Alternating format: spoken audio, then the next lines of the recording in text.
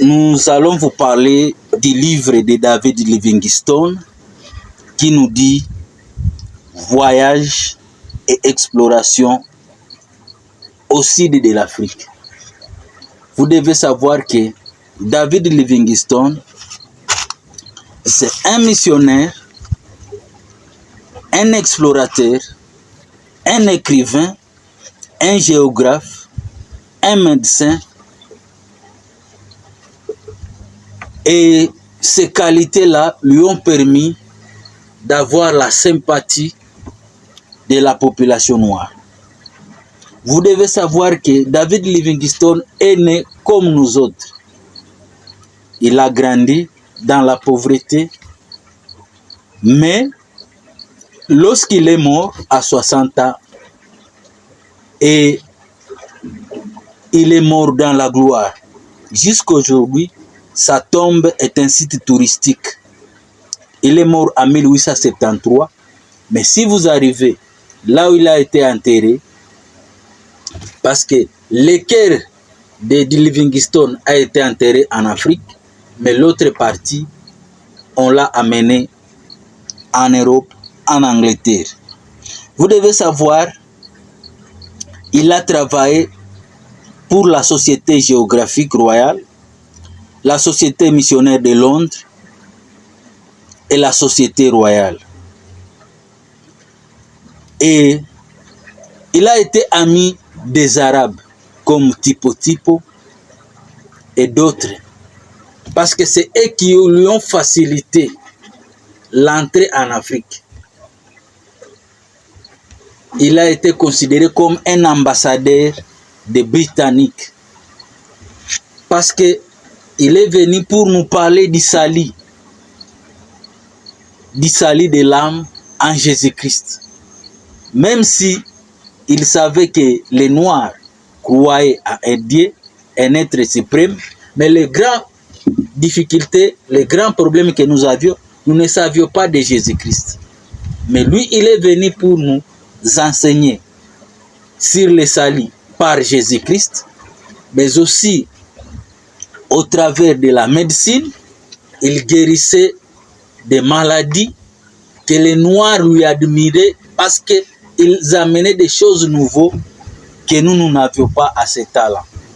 Parce que vous devez savoir, en Angleterre, ils étaient avancés au niveau du point de vue médical et ils pouvaient apporter des rapports et des experts pouvaient venir pour aider à résoudre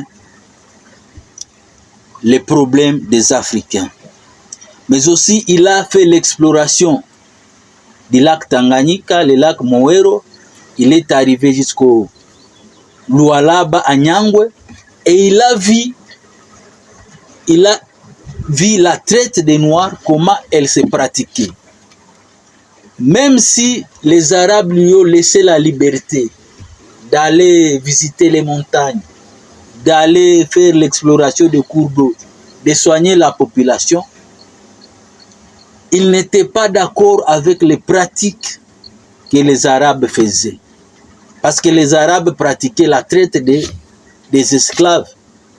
Et pourquoi l'Europe a toléré cela?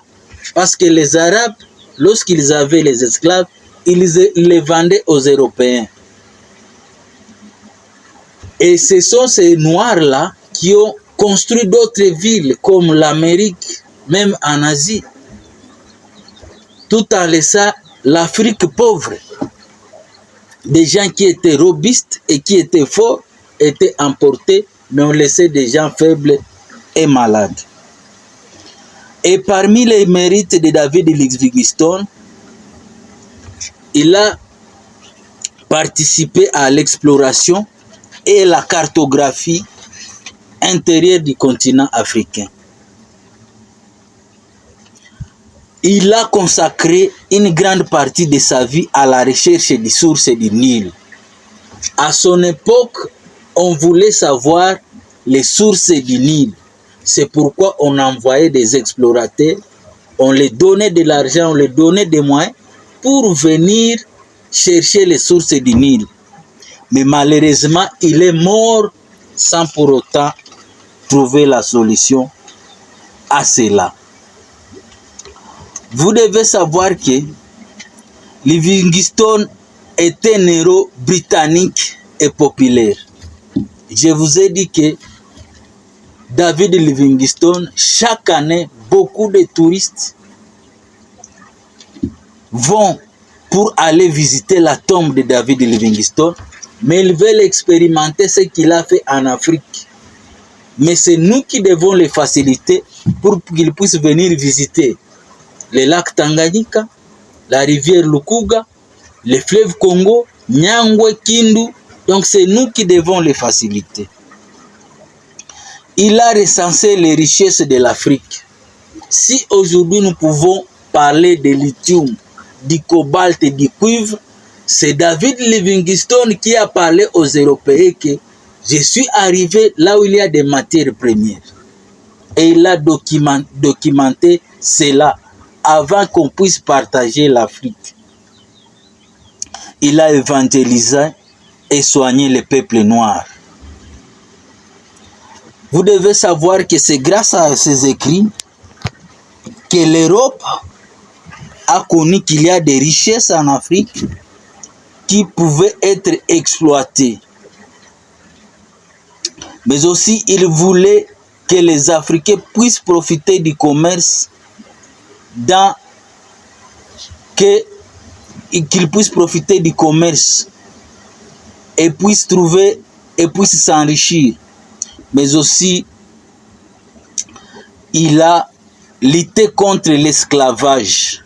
Il a lutté contre l'esclavage en Afrique. Et c'est très important qu'on puisse connaître. Vous devez savoir qu'avant sa mort, David Livingstone a lancé aux Européens un défi. Tout ce que je peux dire dans mon isolement, c'est que la bénédiction du ciel descende sur quiconque, américain, anglais, turc, contribue à guérir cette plaie saignante du monde qui est la traite des esclaves.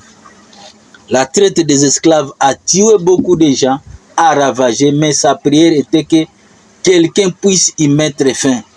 Et ceux qui ont reçu cette bénédiction, ce sont les Belges. Parce que beaucoup de Belges se sont donnés corps et âme pour mettre fin à la traite des Noirs. Alors, aujourd'hui, qu'est-ce que nous pouvons tirer comme leçon? Aujourd'hui, on ne peut pas envoyer des explorateurs comme au temps passé, mais vous devez savoir, ils peuvent venir en Afrique sous d'autres formes, comme des ONG, des organisations internationales, et rendre des rapports à leurs pays respectifs. Ils sont soutenus par les grandes organisations. Et du point de vue touristique, je vous ai dit que nous pouvons exploiter les écrits de Livingstone. Comment il est arrivé à Kilimali au Mozambique, il est arrivé à Bagamoyo, il est arrivé au lac Tanganyika, il est arrivé jusqu'à Nyangwe et sortir au niveau de l'Angola. Vous devez savoir que le voyage, c'est de l'argent et que c'est nous qui devons faciliter cela pour trouver cet argent que nous pouvons trouver au niveau des voyages. Merci de nous avoir suivis. Rendez-vous dans nos prochaines vidéos.